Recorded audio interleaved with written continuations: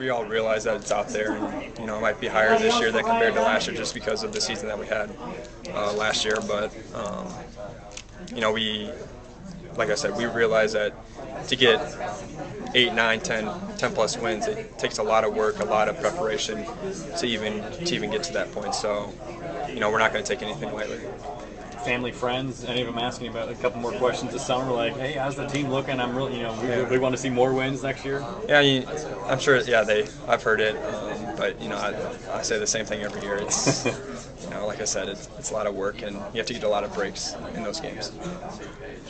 He asked you how good a player Tyler Stash is. How good a player is Brent Greenwood?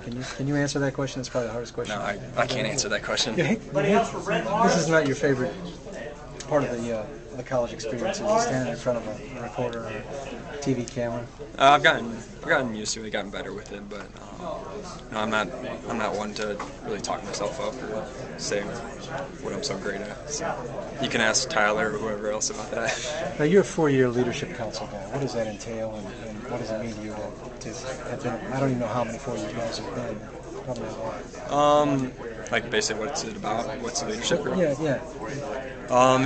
It's primarily we're voted on by our peers, basically in our class, and they vote on 3 or 4 guys that they think really represent their class and do the things on a daily basis the right way.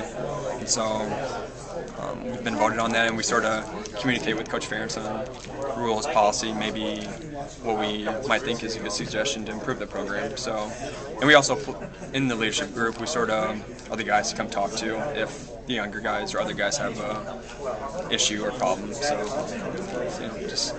Do you like that role? Yeah, I do. It's I'm honored to be selected, for the 4 last years, and it's been good to communicate with the guys and also communicate with Coach Ferentz and have that leadership role. You're quiet in this setting. Do you assert yourself in the locker room? Oh yeah, to a point.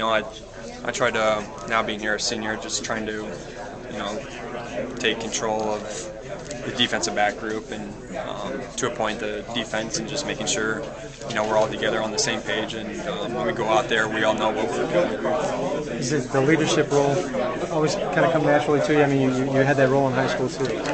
Yeah, I think so. I think in high school you're sort of with all the kids you've grown up with, and then once you get here you sort of have to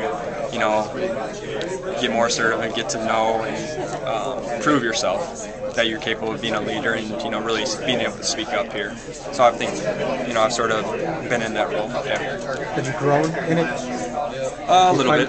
Yeah, I'm not. I'm not the guy in the middle of the huddle pumping everybody up, but I'm sort of a more soft-spoken guy that I'll say something when there's something that need to be said. Does it mean more at that point? Maybe to a point, yeah. I don't know. I couldn't tell you. Is it a point of pride to have been selected by your peers 4 straight years?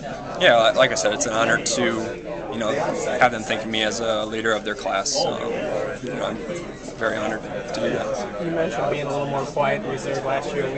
That's me to get to enjoy Pat.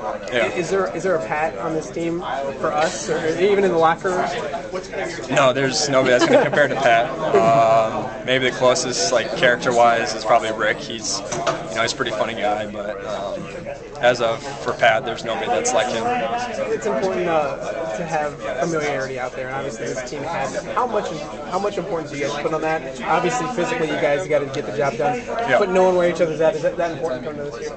I think so. I think, especially our senior class, I think we have 25 guys. We've all been together, been around each other, and a lot of the guys are experienced. So it's been nice to be able to play with them and sort of know what we're capable of doing and how to play with each other.